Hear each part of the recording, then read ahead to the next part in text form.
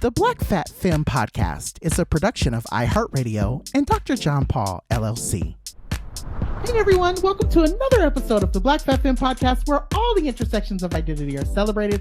I'm one of your hosts, John, also known as Dr. John Paul. And while you all are dancing along to the diss track that Kendrick Lamar dropped this week about that boy who I shall not name, I was sitting over here eating my life away and eating down all the good snacks, honey. I was minding my business, drinking my water, eating all the good snacks.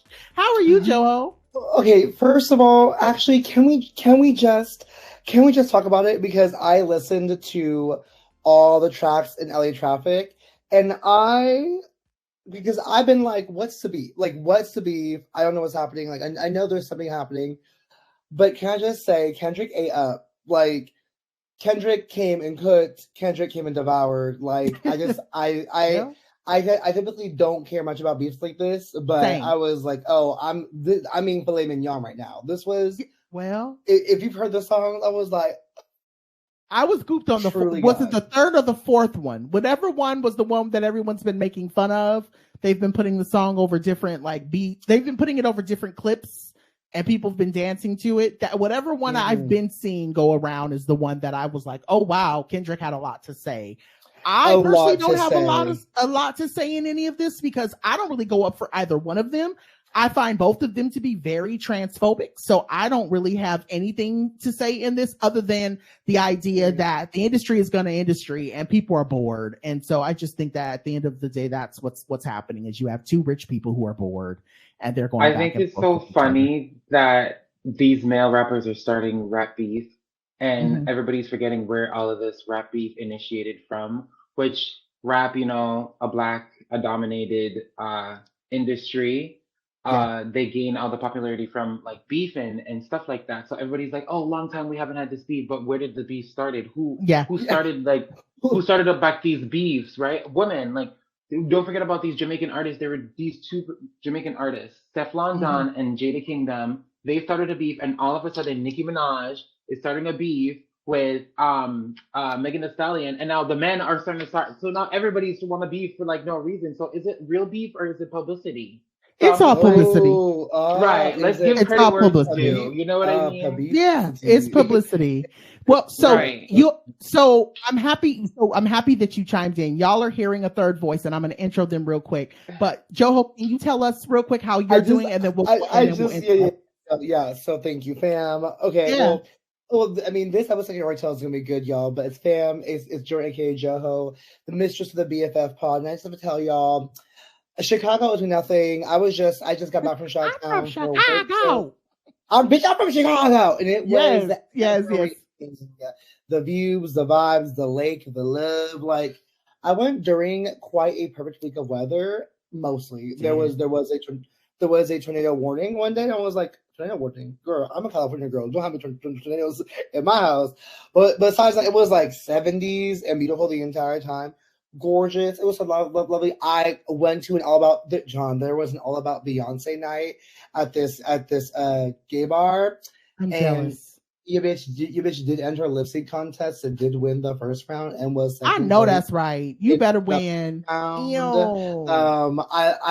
lost because the girl who I was up against, she ate you up. Listen, I got chomped. Gobble. She cooked me. She was roasting. She had me pan fried, flambe, filet. The girl, the ass was assing. The jelly was right. I was I first of all, I will say this though, because she came on the floor barefoot, and I was like, could never be me. No, won't be doing any of that. Barefoot. And I was wearing heels. Was she? What race was she? Was she? No, she was one of us in a club barefoot. I was like this thing. Why are you barefoot in the club? But honestly though, she was giving dancer, and I was like, okay. She's not a dancer, so I see it. I was wearing heels, so I was like, I really can't do this. Like my dogs was barking. I cannot do this any further. But she did eat me up. The ass was assing. I mean, the outfit was, she had the right outfit for it too. And she said the house down boots. It was everything. I have to tell you, I have to tell you, John. Oh, I'm embarrassed right now to say this publicly, but I will hold myself accountable to the shit I did. But I committed a cardinal sin at this moment in time. So obviously, you know, a queen was hosting it, and she had a little click clap fan, and I tried to snatch the fan from her to use it as a prop, and she resisted, first of all, which I mean, rightfully so. But then I was like, what do I do now with the move? And so I last resorted to a split that wasn't really a split; it was more like a Y-shaped move, and then and then just resorted to like twerking on the ground, which that did. Thankfully, that was a crowd pleaser, and I did just save myself from that.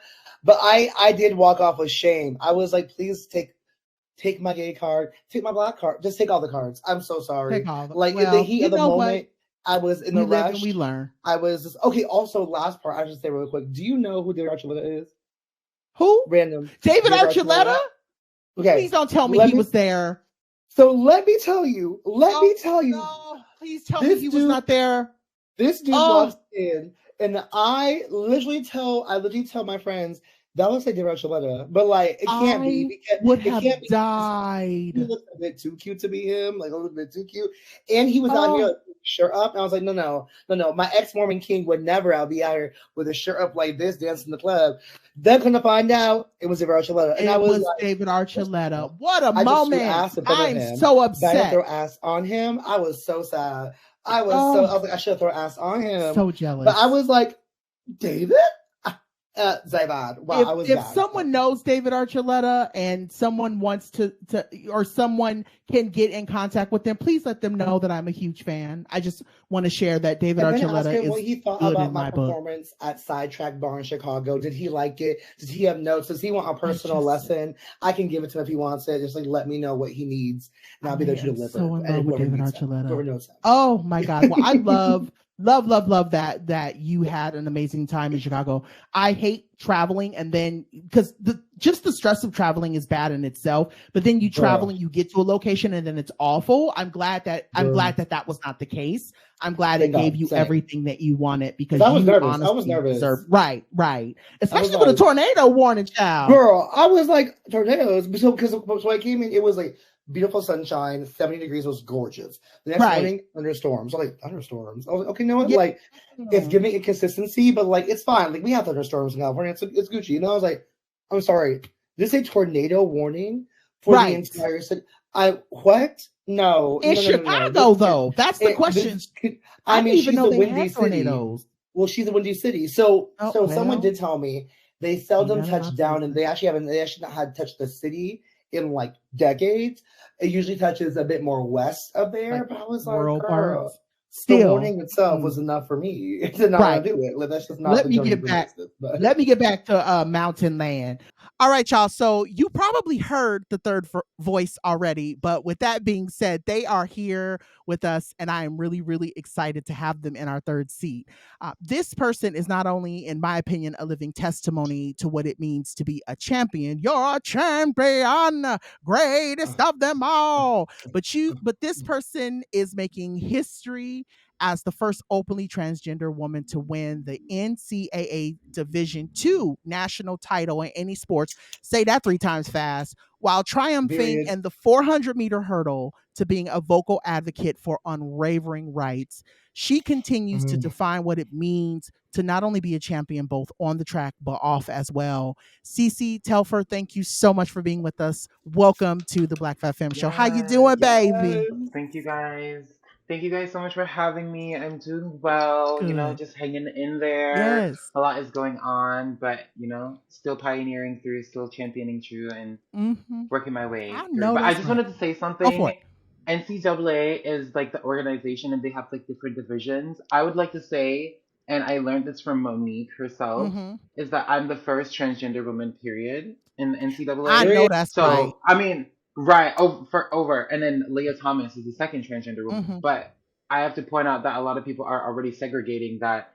They're demising me because I'm Division II and she's Division I. Right. So she's the overall NCAA first, and I'm just Division II first. I'm just like, wait, no, NCAA is the same thing. Right. It's the same scripture, and you know what I mean? Right. I, as a woman who happened to be transgender and I'm black, you know, I decided to, you know, be out there with who I am. Right. So let's not say division two. And I know that's where that's coming. It's not coming from you Right. per Right. Right. se, Right. Right. It's Jonathan. the Love way. you. Right. But it's just like the media and how it's portrayed. Right. Division one is number one, and all the other divisions And I love that nobody you care clear about. that up, because I think, again, so one, thank you for clearing that up, because as someone who doesn't follow sports like that, I never knew that. And so I think that some of our listeners Yeah.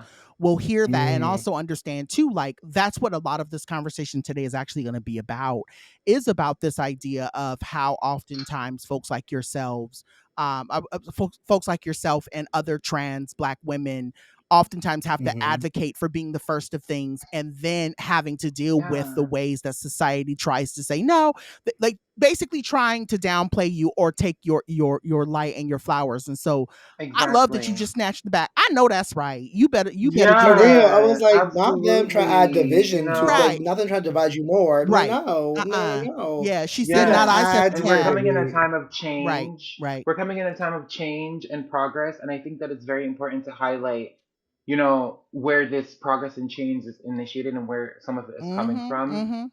Yeah. Like the whole truth and nothing but the truth. Like, let's not deny just because she's Ooh, division two. Don't period. get it wrong, honey. She Yeah. can still, you know, Yep. take it. No, I love to see So it. I love to see it. Ah, we love to see it. Okay, well, now that thank we know you. that we are Thank in the midst of a legend, we're gonna you. start the show like we do every week by giving Miss Tisha Campbell her flowers with our Still Here segment. And to kick us off, I want to ask CeCe, what is something that younger you is proud of you for lately? It can be anything. So I'll share a little bit first, then we'll go to CeCe, then we'll go to John. I know for me, right now I'm in this place where I'm recognizing I'm usually somebody who, when I've engaged with issues with loved ones, I'm the first person to like go into this is all my fault. I'm trash. I'm a horrible human being. Like I've done something wrong, and I've really have more clarity in like actually I don't have to like shit on myself to like work on something, like especially when I actually know that I'm actually not the problem. And that's when I am like really Mm, working on a lot and been really proud of myself for lately is it's like acknowledging like what's mine, what's theirs, and what's the world's, and Yeah. like knowing that like I actually don't have to hold what theirs and the world's is. This concept was introduced me by a coach I'm working with, and I was like, this is actually really good. Like I know what mine is, and I can hold mines, but that doesn't mean that that I'm actually one like causing shit here. Like Right. yeah, I'm actually trying to like work on it with you and with you and absolutely. who else.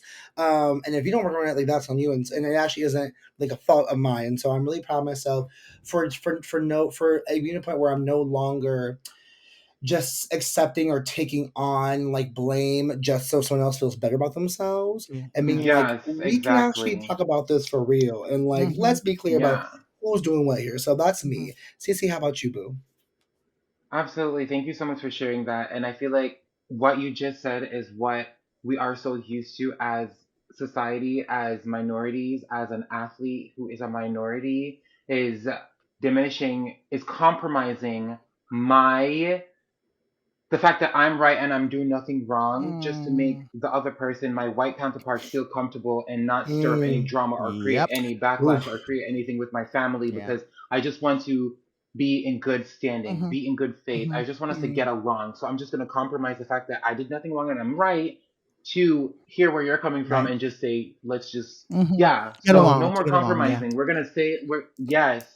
So to answer your question, I'm proud. Little Cece is proud of me now for coming out to her mom because ever since Mm. she knew something was wrong with her, she told her that she was never gonna be honest with her mom. She was never. She was gonna hide it. She was gonna wear that mask of protection because her mom is just seen as somebody who is been through it all, trials and tribulations, single mother, ups and downs, being beaten by her counterparts every single day, what it seemed like, and she still rise above the occasion to take care of three of her kids, to still find a way to put pocket, to send her kids to school, to be that example of strength and perseverance after going through all of that. I told myself I was never going to come out to my mom as somebody who is struggling with their gender identity or like anything, you know what I mean? She's been through so much, she doesn't deserve that. And I know that that was going to crush her out of anything. Right.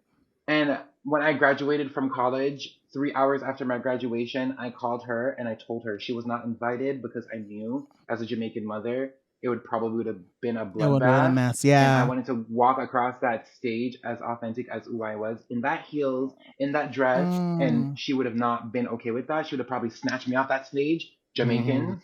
So I was like, to protect my safety, and like I had three important, like strong system in the room at the time that really Yeah. they didn't pressure me. They strongly encouraged me. The adrenaline of after graduating and like having your support system around you and just feeling like you accomplished something. That something in my brain chemistry switched where I'm like never gonna tell my mom to these people are here to support you. You're never gonna have this moment. Do it now. And then they're coming to you and saying, "We're here now. You should do it while we're in the room. We're gonna be here for you." When else are you gonna have that if you were exposed, if somebody out you, if she finds out, where else are you gonna have that support system to cry on, Right. to really like let go, and to really like be, let it all go and have somebody witness that and be there for you to like comfort you. You're never gonna have that because nobody will ever understand what you are going through, right? So these two people and their daughters, it was so crazy how it happened because it was Mr. Leach and his daughter and Lynn and her daughter called. My mom was on the phone. I told her, did not tell my mom that I was graduating that day. I told her 1 week after graduation that I was graduating because it was just not safe. And it was the greatest thing that I've ever done because after that day, I can walk this earth not giving one care about what anybody thinks because the person that knows everything about me knows. Right.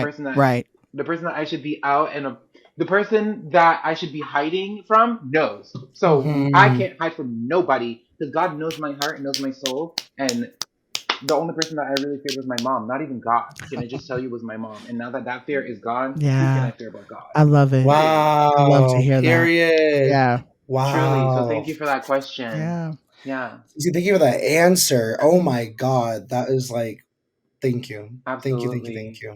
And that was so authentic because like that's a very important moment in my life where I it was in my bones, my blood. You were never gonna come. Be honest. You're gonna run away, get married, and never invite your mom, never invite your sister, your brother. Just always talk to them on the phone and just like give them what they want and just make up some sort of excuse until till the end of time. That was the story I created in my head. Yeah. And So thank you. I want to celebrate you for, I think that's kind of, what we do around here, right? What we've been doing around here is we like to celebrate people and not only in their fullness, but also in their story. And I think you telling that story shows or gives folks, in the midst of us talking about this, it gives folks who have a narrative or a story in their head that oh, that's going to always be my story, that's always going to be my narrative.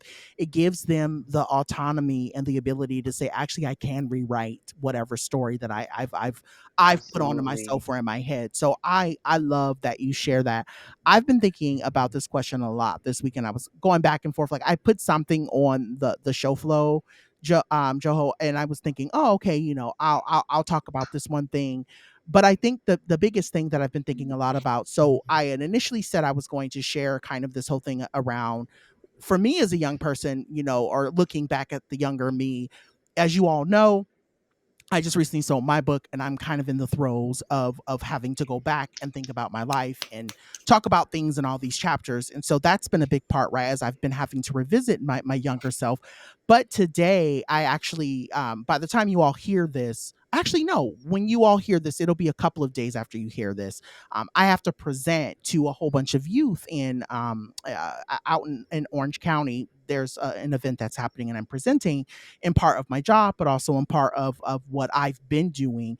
And I think the biggest thing, that the topic that I'm going to be presenting on, the whole concept, the whole conference, the whole concept is focusing around this idea of being radical, or what does it mean to be radical. And so the talk that I'm giving is about being radical in terms of how we all shine and how we show up. And I've been thinking a lot about this in the sense of like the last 2 days I've been working on my presentation. What I'm proud of myself for is, and I've talked about this on the show, when I was growing up, people would always say I spoke too much, that I always said too much, that I always was too boisterous, that I was always too fragrant, I was too out there, and I actually want to go back and thank my younger self for having that, because I don't believe that I'd have the success, and I say success across the gamut. And it's not just monetary, right? I'm talking about success in terms of my friendships, how I demand respect from people, how I demand love and respect from my friends and family. Like all of that comes from the younger Jonathan, who was very sure of themselves, even in the moments that they weren't. And I reflect back a lot on my younger me, per se, and think about, that little boy that was growing up in, the Inland Empire, who didn't know what their life was going to look like when they got older, who was dreaming of doing what I do now, who was dreaming of being a journalist, who was dreaming of having a podcast, who was dreaming of writing a book, right?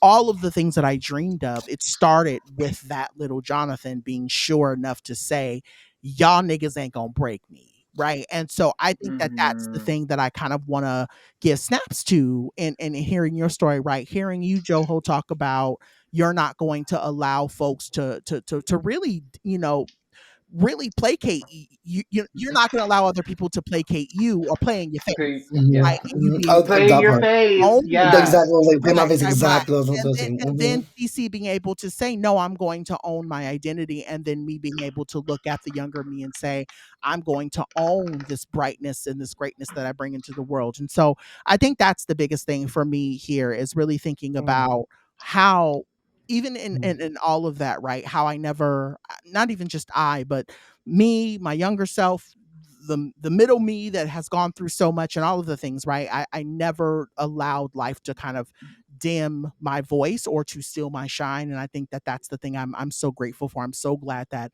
little Jonathan never let life take that away from them. So yeah. Ooh, oh my God. Y'all, you already got my eyeballs sweating. Ooh, now I have to go ask Kleenex for a sponsorship. So give it. So I'm gonna have to go hit them up on the DMs of the farm real quick. But we're gonna take a quick break, and when we come back, we'll let you know what category is for this week. More in just a sec.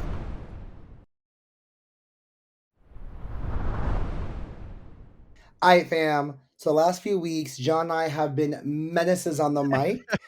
So this week we told ourselves it was time to get back into our journalista bags. Yes. This week we are focusing on CeCe and her journey, but more the work that comes with balancing identity with the things that we love to do. So for you, CeCe, one of the questions that came up as we were plotting on this episode is that with all that's going on in the world, specifically the ways that cisgender folks are gatekeeping athletics, talk to us about what's been keeping you motivated and determined in the face of adversity and criticism.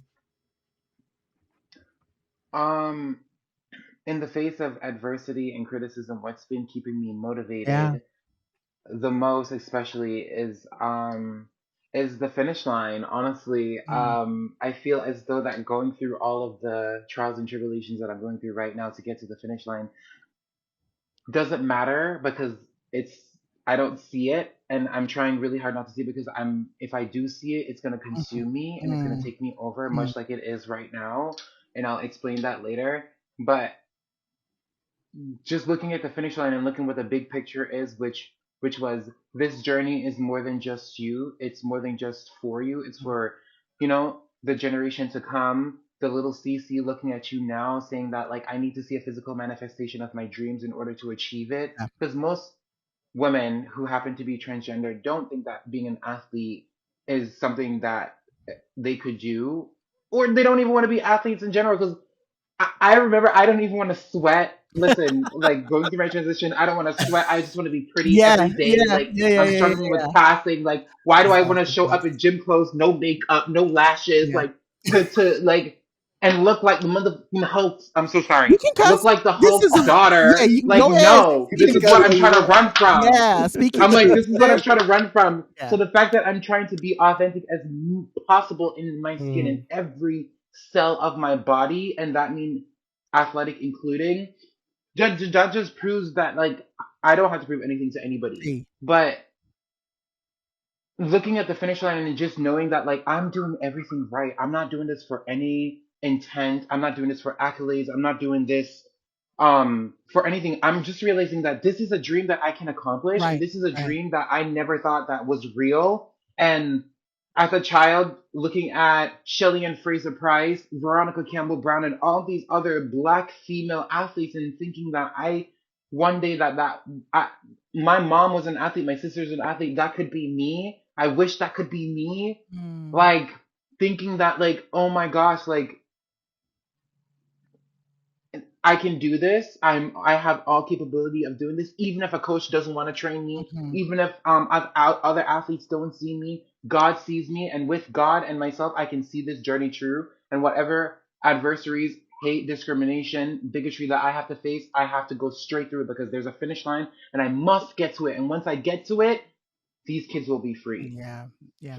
Little CeCe will be free. They can Mhm. do whatever they want to do because CeCe already done. She did it. Yeah. You can't erase that. It was done. Like there's a blueprint. What are you talking about? But now Mm. they're erasing me, and now I'm all of these the darkness and the adversaries and all of these bad stuff that I've been ignoring and trying not to look at. It's starting to consume me because I can't compete peacefully. I can't, there's no finish line at this point because they took that away from me competing in Paris, Mm. right? That was taken away from me. So the purpose is just like regaining that and like staying true to myself and knowing that like, you know what, you're more than just athletics and you have so much more to you, and you might feel like the end of the road is now, but it's just the beginning, and just keep going. There's Mhm. something inside of Mhm. me that just says keep going. So that's what's keeping me like faithful, Mm. strong, and just listen to God all the way through. Keep going is the only thing that is in, that's all I have left. I don't have anything left but keep going. Yeah. Yeah. So Yeah. that's where that's it's God and keep going. So I'm Yeah. just gonna have to just swallow whatever I have and just do that. Mhm. So that's it's truly the generations to come and the kids Yeah. that are really keeping me going. And I love that you say it's the generations behind us, right? I think so. I want to make sure that in this to that, I want to make sure that I know it. You know, your journey and your story has been interesting to watch, and I've been following it very closely because I think there are a lot of people who are asking the question, why is it that so many people are basically on your head about how talented you are and how amazing you are as an athlete. And I think one of the things that I want to, I hear you responding and I understand the frustration that you have with them taking that opportunity away from you to be currently in Paris, running and doing everything. But I also think there's something to be said about this idea of, how do I frame this?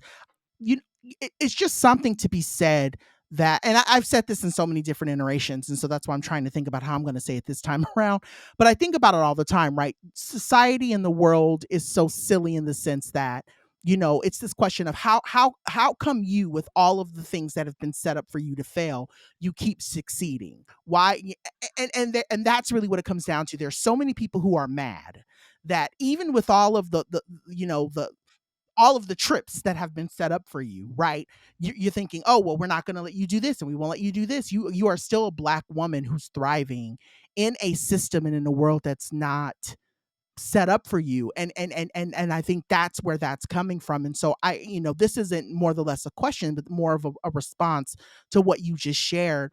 I'm grateful that you keep showing up even when, again, writing your book, you doing television shows, you doing interviews, you doing that is constantly reminding the world that no matter what you do, one, I Hmm. have a talent that you'll never be able to take away from me, and two, that there's a part of a legacy that's there that no one will ever be able to unwrite, right? To be able to be Right. able to untell. And so I think that that's something, for me, that's what I'm sitting in right now. I know we're only 20 minutes into this, this episode, but I'm sitting in that right now, sitting with you and looking at you and saying, they keep trying to slam the door on my girl, and she still keeps getting through. And I think that's why all of them are so upset, because even the slightest rough day that the other girls have on the field, they'll never know what it's like to be you and to see the greatness that Mm. is, CeCe, right? So I just wanted to make sure that I put that out there into the universe for folks to hear. So the Thank other you. question that I kind of wanted to kind of dive into, and I don't want to make this about what I don't want this conversation to become, and I think it often happens a lot when we talk to trans women, specifically Black trans women, is this idea that you have to be resilient in all of the terrible things that keep happening to you, right? I want to say upfrontly Hmm. that all of these things should, like, CeCe should not have to experience any of this, right? I want to make sure I make that very clear. And that's what this show is about. This show is about actually naming the injustices that happen to us and continue to happen to us and how we thrive through them. But the reality is that you should not have to sit in this spot. You should be on someone's team. You should be, you should be running. You should be doing all of the things. So I want to name that. I guess the thing that I want you to kind of talk to, right? I think the one question we get a lot, especially as cisgender people, is how can I help? Right? What can I be doing? What could I be doing? And so I want to give you the platform to tell us, like, what could a me, or what could a Joho, or what could a Bay, or what could anyone else who is not sitting in your seat, what could they be doing to help you to, and we're going to get into some of the other media stuff that you've done, but I want to talk about kind of the work first before we talk into all of the amazing things that are coming down the pipeline. Yeah, absolutely. Yes, that is one question that a lot of our cis counterparts like to say is like, what can we do to help? But it's just like, what you can do to help. Like, put your child in this position, put yourself in this position. You can't understand it, so what are you gonna do? Like, cast it out, band-aid deep, like, No, what you could do is give us a voice to speak and do more research. Ask us questions. Give us platforms to educate a large population of people that don't understand scientific words or scientific languages, you know what I mean? That see something and runs with the narrative. No, give us that platform to really, like, amplify our voice and say that this is who we are. We're just like you. We're going through things that we can't control. Yeah, like, lead with love, understanding, compassion. Definitely. I would say, what can we do to help? This phrase is just like, it gets me a little bit, because it's just like, it shouldn't be a question. I feel like they've been. Yeah, it shouldn't even be a question. Yeah, I feel you. Yeah. I feel you. It shouldn't be a question, because it's like, we've been through this. Remember? We've been through this. Even with you took this class already, sis. It's like, why are you? Yes. 15 years ago. Remember? Yes, I feel it. We talked about race. I feel it. Remember, we talked about inclusivity of other cultural, different color bodies. We talked all the about DEI that we've been taking down. Right. We were here in 2020. I feel. We were here in 2010, in 2000, in 1962. We've been here the whole time. If you're asking me what you can do to help, is don't sign that anti-trans bill. Don't sign that anti-human bill. Yeah. Don't dehumanize that child. What are you doing? That is a child.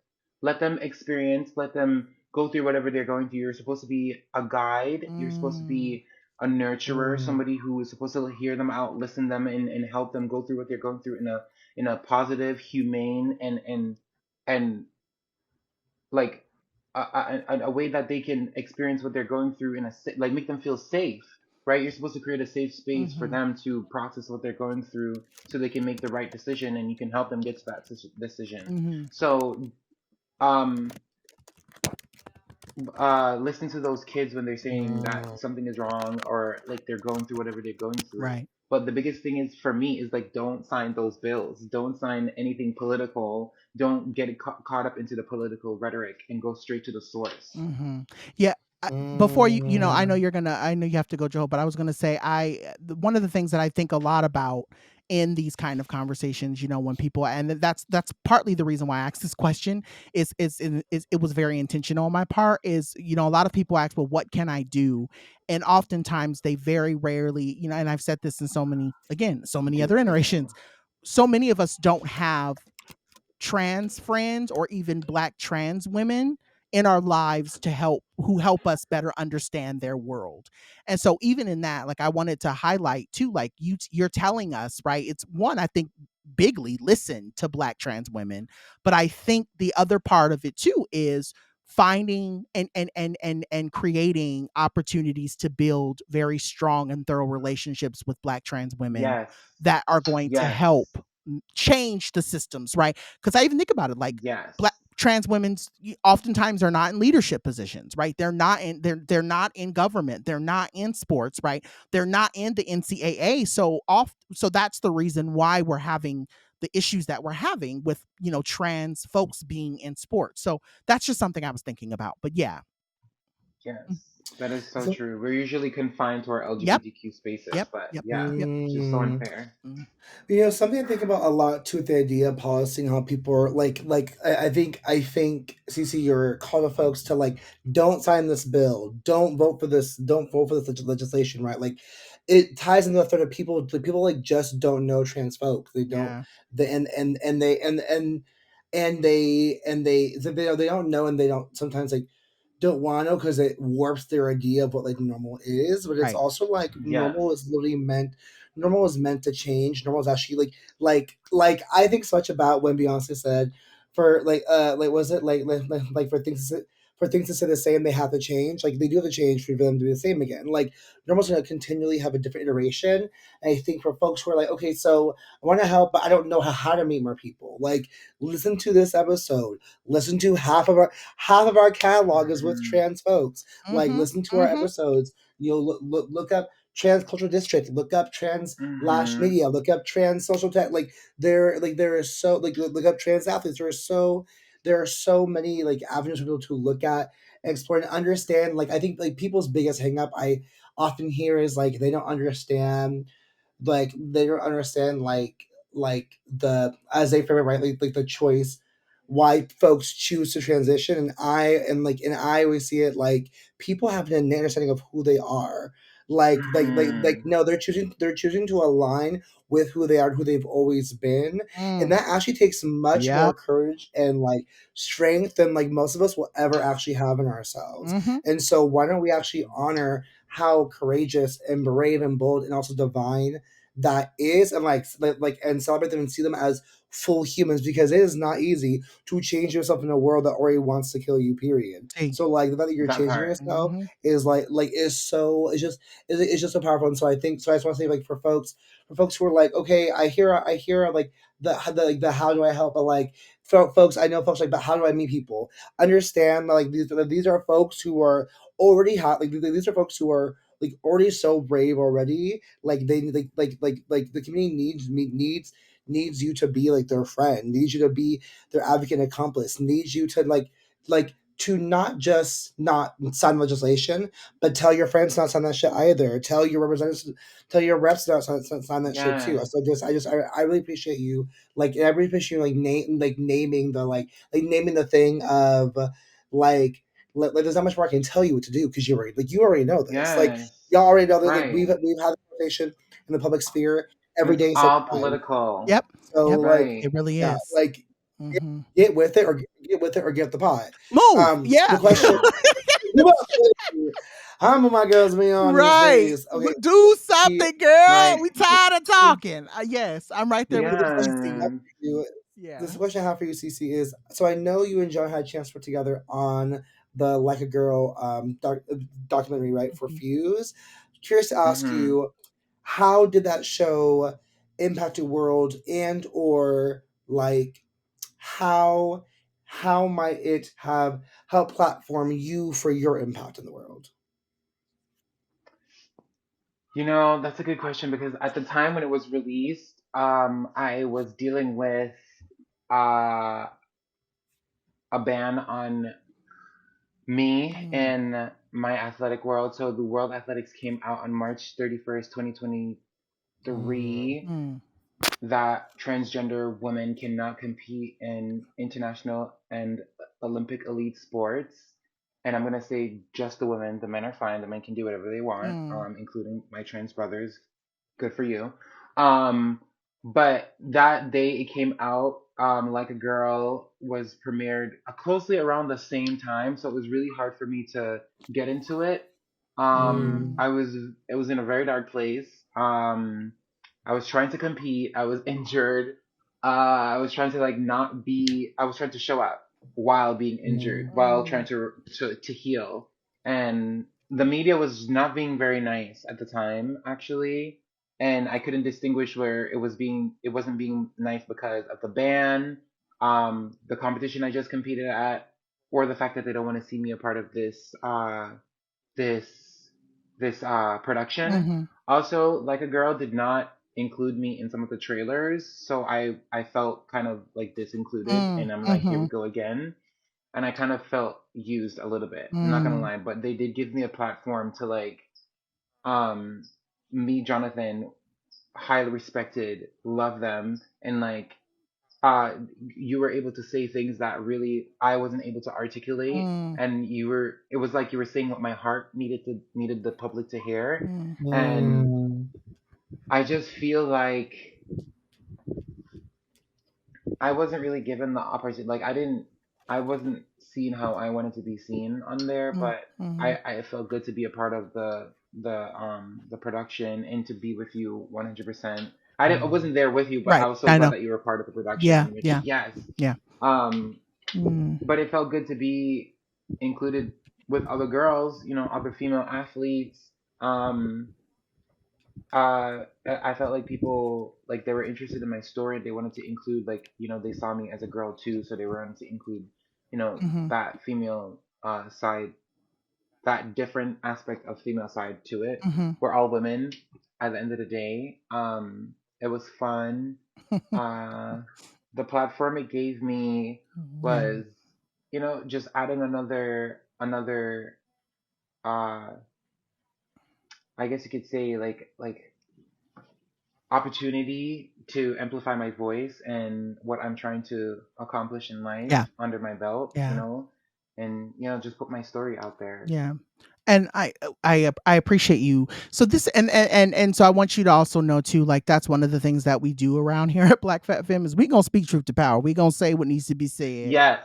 And we're Yes. not going to shy away from speaking the truth. And so I think, I Mhm. know for a fact that we have listeners who work in the industry and, and when I say work in the industry, folks who are in casting, we have friends who do stuff in the production side of things. We have friends who are looking for stories to tell, documentary, et cetera, et cetera, et Mhm. cetera. And I think that you mentioning that, even for me, it's eye opening because I think about this idea that sometimes people will bring in folks and there are not enough provisions around how do we take care of this person while we're like giving so what you're speaking to is, in my opinion, is talking about care, right? And so yes, I want to shout out and say I enjoy everyone at Like a Girl was great to me too, but I also think about like this is also a conversation of how do we take care of marginalized people? How do we take care of our trans brothers, sisters, brethren, sisterins, however you want to, but how do we take care of them when we know that the media is not kind to us, right? And so I appreciate you saying that because I think Yes. sometimes people see they'll see the Yes. the media of it, right? They'll see the views and think, "Oh, this is great. This is a great opportunity to platform you." But you're telling Hmm. me, "Wow, this Mhm. actually brought like the attention of people that I didn't want to bring." And so I think that like hearing you say that, like that actually is great for me because that also helps Mm. me as someone who's in a room being like, "Okay, we're going to tell this story and we're going to talk about this individual and what they're going through, but what can we do to actually make sure that they are Mm. well and that they're okay and that we're doing this work with care as we're speaking and as we're telling their story." So I will say this, CC, and I don't want this to come across as me being performative. I genuinely I care about you and I genuinely Yeah. believe that there is like, and I always say this, and Joho I knows this know. about me too, that I believe that, I hate I hate that we live in a world where everyone believes, oh, well, God only picks his strongest warriors to give them the battle. I hate that. I really do. Hmm. But I also believe that there are what we're seeing and what we're dealing with right now is what I like to believe, that there are a lot of angels in this world and you're just Mm. battling a lot of demons, and I want you to know that you are, in my opinion, one of the angels that I feel like has been Mm. placed on this earth to remind other trans babies that they're angels too. And while you might be out here battling and dealing, honey, I truly believe that as time goes on, somebody somewhere is going to say you are that girl and are going to give you everything that you deserve. And I'm speaking that literally from my lips to God's ears with the prayer that you get what you deserve. So with that being said, one thing that I do want to uplift and celebrate while we're here in this conversation is your book. I know that you have a book that's coming out, and I wanted to ask, as someone who's currently writing a book and as somebody who's going through the whole entire process, what made you want to write a book? What made you feel like this was the best way to encapsulate your story? Like what did you learn in the process of writing your book? Oh my gosh. Yeah, I have a book coming out. That's so crazy. And we will put the link. Timing is so We'll put perfect the because link in our bio for yeah, folks to be able to go ahead and yes, get that. But please. yes. Mm-hmm. First of all, I want to just give God thanks too, for every single Mm. opportunity and for this book and for everybody that was a part of this project and book and my manager, for bringing him into my life. God is just so good Mm-hmm. all the time. Um, this book was just a way of me to have something that of my story that I can, instead of telling my story over and over and over again, I can have you know uh Mm-hmm. what is it called, something that is tangible to release whenever I need to for people to really know what it's like to be a transgender woman, a black transgender woman in sports, what I go through on a daily basis, what I went through growing up, and my life, in a full nutshell, things I never identified as gay, and then trans, Mm-hmm. no, that was never a thing. Seeing what I was really like as a child, reliving every single experience, which was, oh my god, it was an emotional roller coaster, and it was just having somebody to be there to really guide me through this experience as a writer, and putting it on paper, and not knowing where to freaking start, and just it was so overwhelming, and then taking the time out Mm. of my day to write this book. I think the Mm. most overwhelming part was just reliving every single, trying to reliving everything that I've been through. And it was so hard, but I just wanted to give it as truth as possible, and just put it all out there, and just be as raw, and and show the world that this is what we go through as women. And a Mm. lot of women that are going to be reading this book is Mm. probably going to look at it and be like, maybe I went through that too. I can identify with her, because okay, that's not normal for a boy to go through, or you know what I mean? These are gonna be Mm. in my book is big things, and then it speaks about the truth about what I went through during the Olympic trials, and how I was treated with Team USA Mm-hmm. and World Athletics. All the tea will be spilled, I honey. know that's right. But it was just yo, so it was just all the truth and nothing but the truth. But this is who I am, and I exist, and we exist, and we're not gonna stop existing. You Yes. can't erase us, and it was just something that is gonna be out there that they can't erase, and hopefully they can use this in classrooms, and Mm. And they on will. college campuses, Mm-hmm. and to educate you know what I mean. Mm-hmm. So it was just an opportunity to give myself another platform to put my story out there and have it on record, and for other people to read in their own comfort, to validate, to to not validate, but to relate to, if they could, other kids who are athletes, who are transgender, Mm-hmm. going through life, not knowing how to navigate. Maybe my book could be a guide Yeah. to them, or some sort of navigation throughout the athletic world, what to do and what not to Yeah. do, Yeah. Yeah. how to Yeah. avoid certain things, how to stay focused, how to keep that tunnel vision, when everybody's in the world is trying to come at you, kill you, to tell you that you do not matter, when you don't have any family around you to hold your hands through that storm.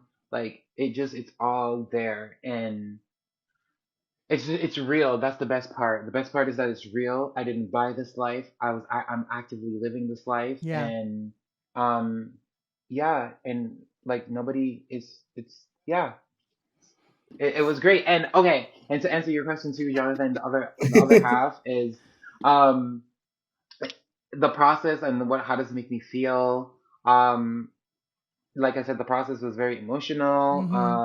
Especially like certain things that you keep in your life as private, and you feel like this is going to be beneficial to my story. Like you have to tell that, and the whole world is going to be like reading you and your life and seeing the truth. Even those other people who not supposed to be in your business in the past that you told a lie to, and you're like, you're not supposed to be in my business, so I'm not gonna tell you the truth. They're gonna read it and be like, "Ooh, this girl lied to me about this." Yeah. You know what I mean? So it's Yes. just like it's gonna be like going through that and realizing like I'm really gonna have to like get over and get past the fact that like that privacy curtain is gonna be coming It'll come. down Yes, really. baby. Say that. Yeah. I feel Ooh, that. come on, top. I feel Come that on, so CeCe hard right Yes. Telfer. now. Yes. Yeah, I feel I'm that. nervous, but it's things that needs to be said. Right, right. So that's the most important part. The truth Yeah. alone shall set you free, baby. So Yes. Amen. Oh, my Amen. goodness. Amen. Well, again, so we'll go ahead for folks. Can you tell us the name of the book? And then again, Yes. we'll go ahead and we'll make sure that Yes. that's in Oh my our gosh. Yes. show Make note. it count. My book is called Make It Count. My fight to be the first transgender Olympic runner. And yes, all the tea is gonna be spilled and it's piping hot. Like make sure you like leave it to cool for a little bit before you read it because it's really hot. I Yeah, promise you. I know that's right. get a little ice Just cube from yeah, that. just Yeah. buckle up, He said, put some okay? icy hot on that bad head because it's Oh gonna my be a god, little for hot around real. here. All right, Sign me y'all. off, hot, hot, Yeah. hot, hot. Ooh. Yes, like Coco Yes. Chanel knocked me up in jail. Yeah. Well, with that being said, I got to go find me Mhm. a pre-sale code so the dog can grab a couple of them Oh my. books because I'm gonna need my good sis on that Yes, bestseller please. list. Hey, you Oh dearing? my But gosh. when we get back, we Period, gonna go yeah. ahead and dive into our next segment. What's on your plate? Yeah. So go ahead and grab a snack and come on back.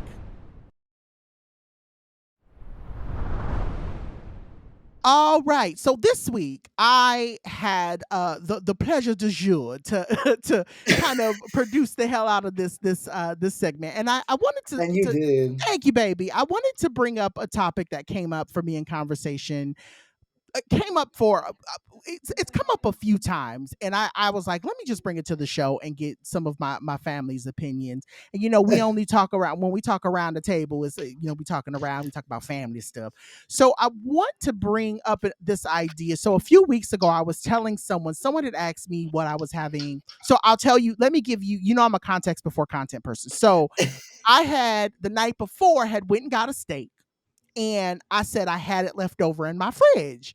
And so the person was like, "Ooh, that's gonna be good. Will you warm that up?" And I said, "Warm it up. I'm gonna throw it away." And they said, "What?" And I said, "I don't eat leftovers. I just I have a thing about eating leftovers. I just don't like eating leftovers." And so y'all know we always Yeah. talking about food around this show because again, Black Fat Femme, that's the name of the show.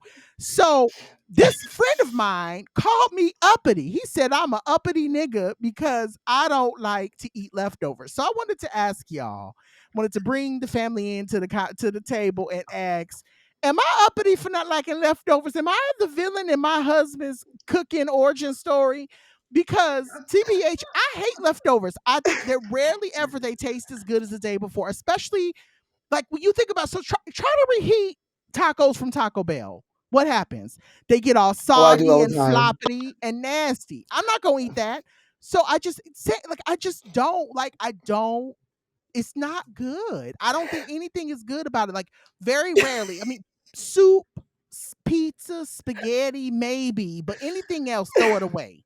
I know it's privileged, and I know we're gonna get a lot of folks around here who gonna come for me and say, Dr. Higgins, you are elitist and you're talking about people who have to eat, leftovers. No, let me explain something. Growing up very poor, like I did, I always have to remind people I did not grow up with a set of crystal stairs now.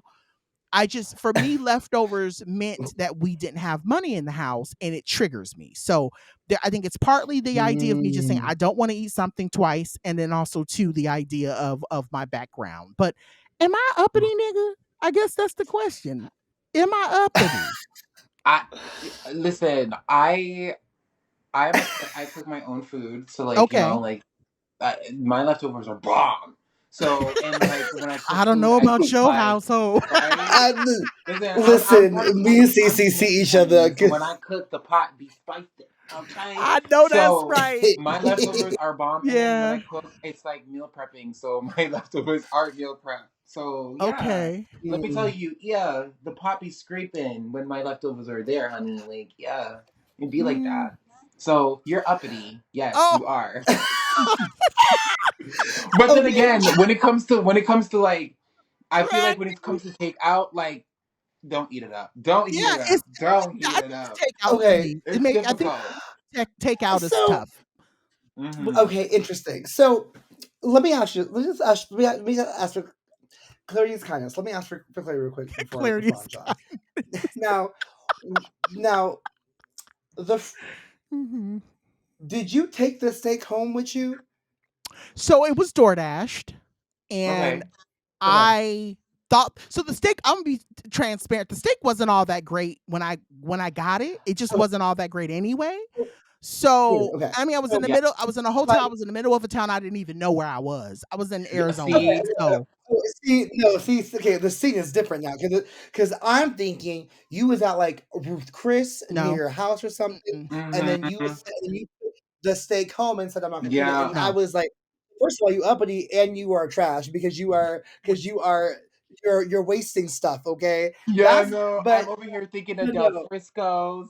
Yeah. Yeah, Yeah. I was like, you want more in steakhouse? You said no, I will not take this home with me, or I'm taking it home, but I'm gonna throw it away in the trash can. I'm like, so you're adding waste to the world. But like, no, okay, so context is important. Context is important. So in this case, you're not uppity because one, how is a steak gonna reheat in the first place? You Yeah. True. got oven like True. because let me tell you, you could reheat a steak. You could chop it up. You can add some eggs. You could recook it, but you can't heat it up in a hotel room. That's just not the same. Mm-mm. That's different. Okay. Okay, I just want to be. now Yeah.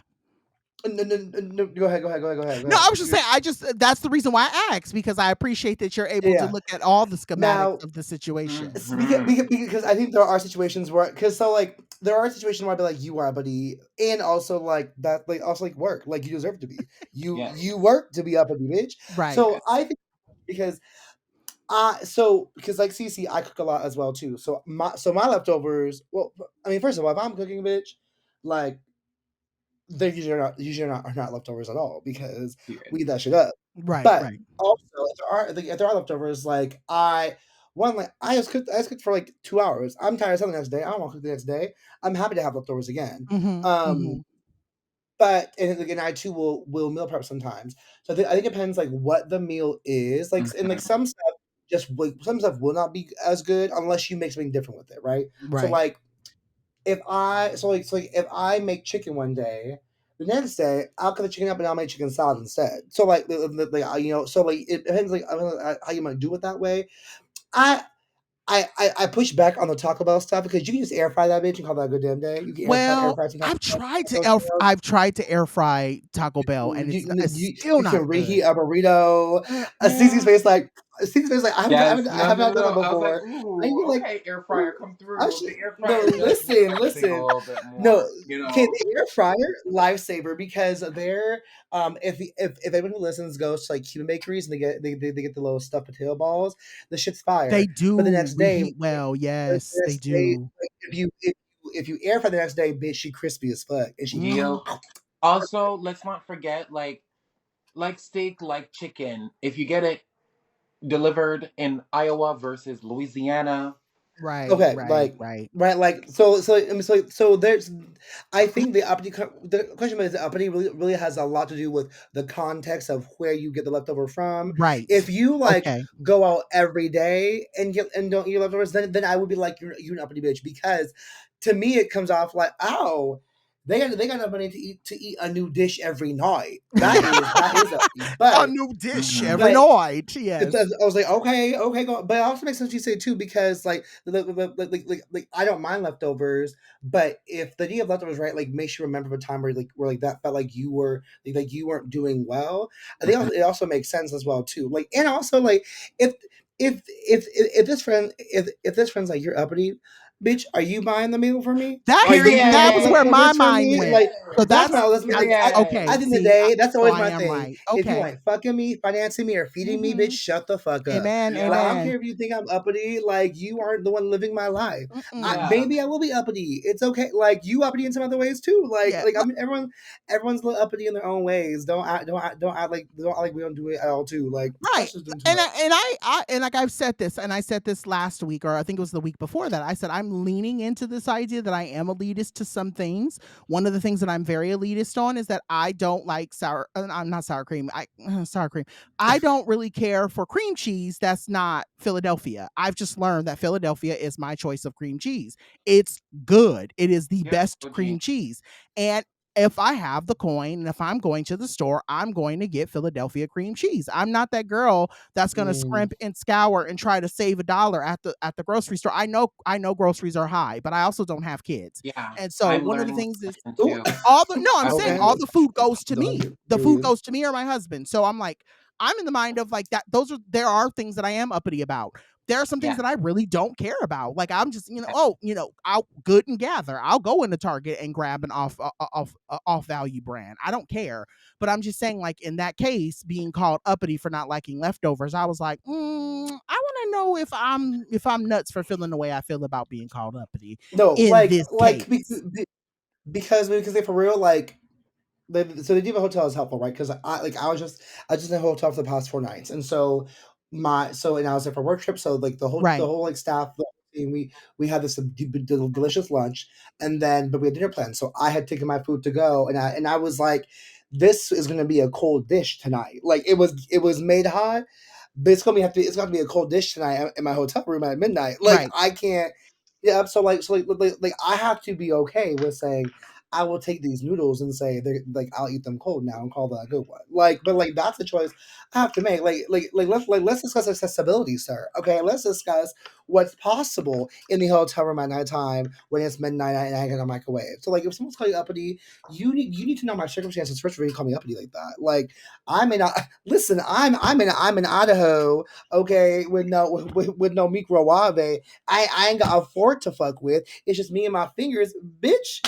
I'm not uppity. I'm actually being smart because I can't add to waste or something. So that bitch can kick rock. Not kick rock. Oh my gosh. I went to Iowa for a conference and I was ordering food and I was like, oh my god, I have no choice. I was in Iowa. Right. And it was in the middle of nowhere and I was like, I'm gonna try the KFC and I tried it and that was that. Oh gosh, I mean, so you gotta tell me everything I need to know. I'm like, next time it's gonna be Subway, okay? Because you can't mess up the sandwich. You gotta keep it. You gotta keep it simple sometimes when you travel. I've learned one of the things I have learned: never do Chinese food in anywhere that is not Southern California because not everybody's Chinese food is the same. People like to get creative with how they do their Chinese food. Yeah. No, Chinese food, Mexican food, anything that's. Yeah, but thank you for validating. That's why I come to the Maybe mic. We got you for it. Now, I will say a good segment in the future episode will be what are you uppity about? Like that'd be a fun to think about. Like what are you what are your uppity non-negotiables? Okay, that's what I want to know in the future. So we got to put a little pin in that one. We gonna keep that to be said though. Now that we have judged DJP for being an uppity ass bitch, and they own it, and we love them for it, we have to take one more break. We'll be back with y'all's favorite segment, Yes Ma'am and No Ma'am Pam, in just a bit.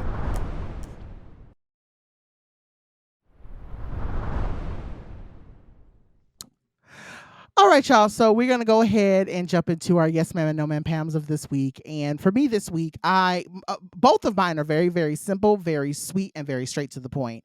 So my Yes Ma'am for this week, I simply just want to say, I want to say Yes Ma'am to the niggas who are getting the last laugh. And what I mean by that is that oftentimes, oftentimes people like to play in your face. So where this spawned from is I was watching, I don't know if y'all saw the clip with Law Roach and he was talking about Zendaya. Is it Zendaya or Zendaya? Because I always hear people say it. It's Zendaya. Okay. I heard Law Roach talking about the relationship that they have with Zendaya, and how, I guess, for like years, Zendaya, Law was saying for years that they would go back and they would ask these fashion houses like Chanel and Chloe and all these really big fashion houses if Zendaya could wear it on like the runway.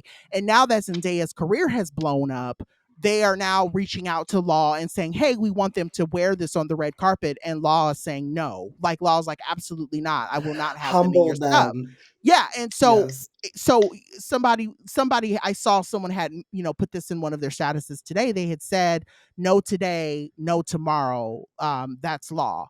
And basically the idea of saying, like, there are people who will laugh in your face now and say, oh, you're not that girl, you're not big, you're not that. And eventually you'll turn around and you end up becoming that girl. And these people will come back and be like, they'll try to spin the block on you and be like, oh, I always seen it for you. No. I'm rooting for the girl who get the last laugh. And I'm rooting for the girl who knows that people are playing in their face and see the greatness and all of that that's coming their way after many people have said no. So kind of to you too, honey, I'm saying the same thing. There's a lot of people that are playing in your face right now, but then people gonna have to eat their words in a couple of years. Now, my No Man Pam this week is I want to revisit. So I know last week we had Kia on the show, and me and Kia were kind of offlining and talking about something we had talked about in the pre-show. And ultimately, what it had came down to in the conversation we had was that there are people who always find a reason to be upset about something. And so my No Man Pam this week is just people who are always looking for a reason to be upset. And what kind of spawned that for me today? So I don't know if any of you know, but iPad, obviously you all know I'm an Apple whore. Apple released their commercial for the new iPad this week, and there were a lot of people who were upset because in the video of the iPad, like the iPad Pro video, there's this big thing that is smushing like all of this creative stuff. It's smushing a computer, it's smushing a piano, it's smushing like paint, it's all these big things. And ultimately at the end of the commercial, you see an iPad in the middle of this big compressor. And so people are basically saying, oh no, Apple, you did this commercial in bad taste. This is terrible. What you're trying to say is that creativity doesn't live anymore and that we have to use computers, blah, blah, blah, blah, blah. And there's a lot of people who are pissed about it. And I saw the commercial and I just thought to myself, oh, Apple's basically just saying that all of this stuff that we used to use back in the day, we can now do on iPad. Like that's all I saw it as. And so now iPad and like now Apple's doing all of these things to like kind of run this commercial back, and they're trying to basically say, yes, it was in bad taste and we're sorry. And I'm thinking to myself, like, I'm just exhausted with people always looking for something to be upset about. And I say that about not only just this commercial because that's relevant, but I know there were people who were mad at me for saying I liked Love on the Spectrum. Not going to revisit that too much, but I'm just going to say, like, that's what initially brought up this feeling of me, is thinking like there are just always someone who is looking for a reason to be upset. And while some of those thoughts and those feelings might be I want to validate them. I want to say that I'm not dismissing people being mad. Yes, there are things I see and that I do get mad about. But I will say this, I don't spend every day of my life waiting to be upset about something. I don't have it in me. And I'm just saying I'm tired of people who do. So with that being said, I still love y'all, but y'all gonna have to get up off of this being mad about everything. Like just can we not? Can we please? Can we also stop? Like really bad for your like biochemistry, and it will give you T. And that's the reason why so many people look the way that they do. Truly, so it is what it is. Yeah. So what are your yes ma'ams and your no ma'ams for this week, CeCe? Oh my gosh. All right. Okay. I guess I could say, oh my god, this is hard. I would say that my yes ma'ams of this week would probably be wow, I really like the La Roche story, La Roche story. La Roche, yeah. Yeah, amazing. Okay, wait. Wow, can I go last? Sorry. Yeah, go ahead. Go ahead. Think about it a little bit. Yeah, gotcha. You again. You go ahead. Yeah. For real, we do what you want to do today. So my yes man is gonna be just to Chicago's queer and drag scene. I only went to one bar, sidetrack. It was mad cute, but I had such a ball, and there were so many black folks there. Like I was really shook Yeah. at how diverse it was. I was like, oh, we really in this bitch, and it was nice. And like to see, I think all of the queens to perform were also black queens. I was like, okay, this is nice. Like Mm-hmm. it was just really dope. Like I really appreciate spaces where it's not just the same white folks that we see all the time. And so that Mm-hmm. was really, really nice. So shout out to the queer to the queer and drag scene in Chicago. That was really, really, really dope. And my No Man Pam.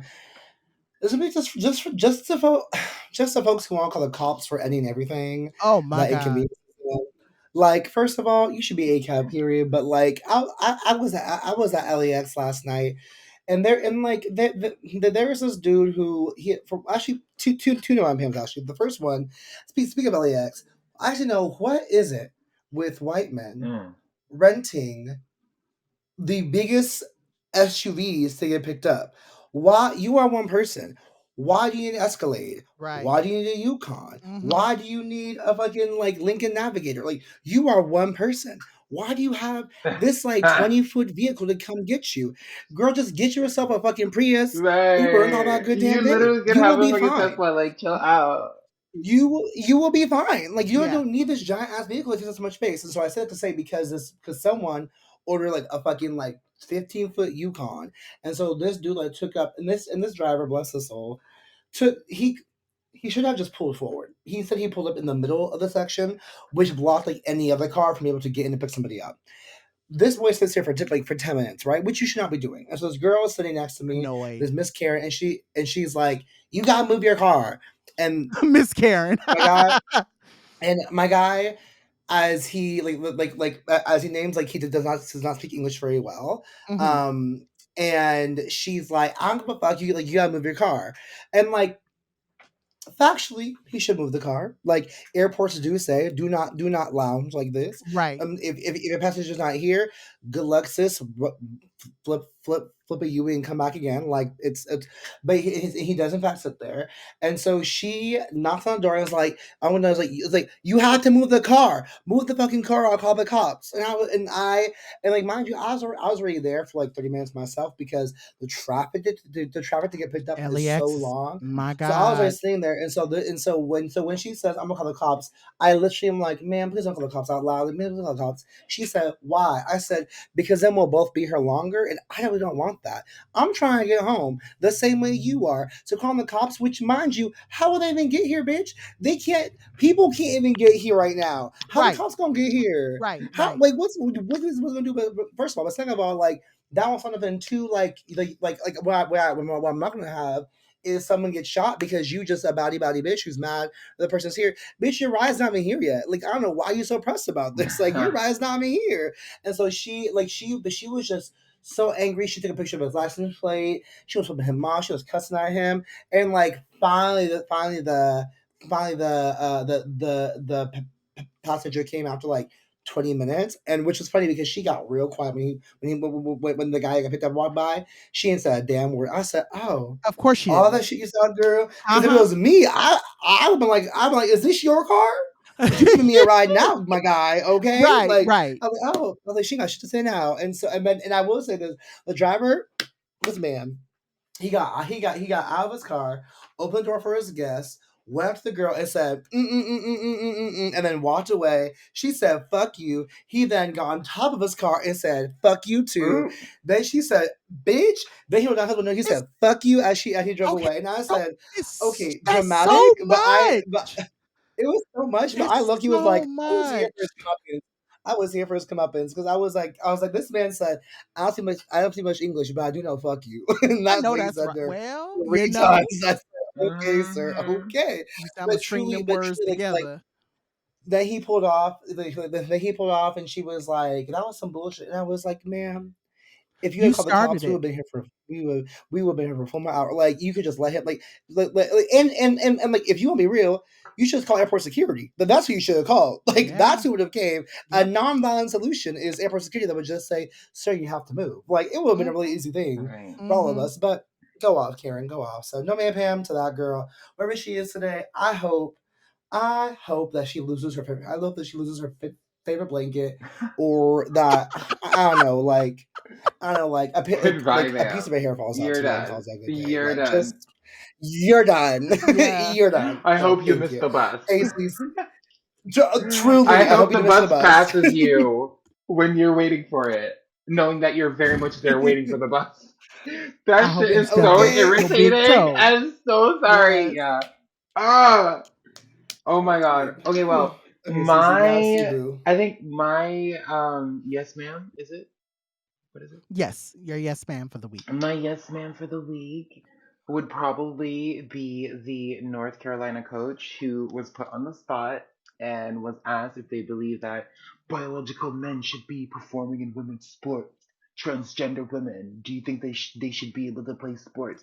And she was like, if you're a woman, you should play. And I was like, yes, ma'am. I mean, Period. I know that's I right. would have really liked her to be like, yeah, if you're a female athlete, you should play. Well, she was what she said, and I was like, yeah, like she didn't get into it, which is great. And then the reporter came back around and tried to be like, oh, so you think that biological males should compete in women's sport? And she said, no, that's not what we're gonna do. You asked me if transgender women should play sports, and I said, if you're a woman, the Yes. answer is yes. So don't You go back said and say yes. biological men because biological men play Right. men's sport. Oh, Okay, Mhm. thank you. Next question, please. And I was like, yes, ma'am. I was like, it's done. It's over. Thank you. Thank you so much. Yeah. So now we need Usain Bolt and all the other greats to come out and be like, yeah, stay out of women's business. You are not a woman. Yes. So if you're not a woman, sit Mhm. down and let them play. Okay? Right. Because Right. at the end of the day, the thing is to me, we are so caught up in just like how do you say living up to the expectation and just feeding into what men want and what men Mhm. deem is Mhm. comfortable or that's good enough or that is feminine or that is a woman. She looks like a woman. She's short. She's soft. She's like that's what a Yeah. woman looks like. Like we're so caught up and given to the idea of that in sports as an athlete and I am transgender. Like it's messed up that I want somebody like Usain Bolt to come out and be like, she should play sports, and then people would listen to him Mhm. because he has that because he's a man, Yep. right? And I wanted to Yep. say that Yep. because Yep. I Yep. know Yep. that like his voice would be the biggest voice of change, but he will never do that. But yet still, he's probably men like him look at us and prey upon us. They want to be with us. They see us as something Mhm. that they want to be with. But they as a secret, as behind the closet, as shisha, but they would never stand up for us. But I just want to say kudos Mm. to the North Carolina coach because she was put in a position like any other coach that was, God forbid if it was a male coach. Mhm. So as a woman, she was like, yeah, no, if you're a woman, you deserve to play sports, period. I don't see any other I coaches know coming that's out and right. like advocating for Yes. us. You know what I mean? And my Mhm. no Mhm. ma'am. My no ma'am. Okay, okay, wait, I had it. My no ma'am is, I guess you could say, I don't like when people of color, because I mean, I'm starting to see all these things now. I don't like when people of color, when it comes to going missing or like murder mysteries or something comes Mm. up, like the media doesn't pay much attention to them. But when it's our white counterparts, like everybody's all over it and they're banging on my door. Hey, can you help us Mhm. in this looking Have. for the person. investigation? Can you help us look for this person? Mhm. I'm Mm-hmm. like, but you guys didn't bang on my door for Shanquilla Robinson or Breonna Taylor. Like nobody knocks on my door to like, Mm. you know what I mean? Mhm. So Mm-hmm. now that Becky's missing, like everybody's mad and everybody's like all over here up in my, Mm-hmm. you know what I Say that. mean? And Say yes, I that. would love for Yes. Becky to be found. I'm here for Becky, but I would Mhm. love for you to hold the same thing for Letitia.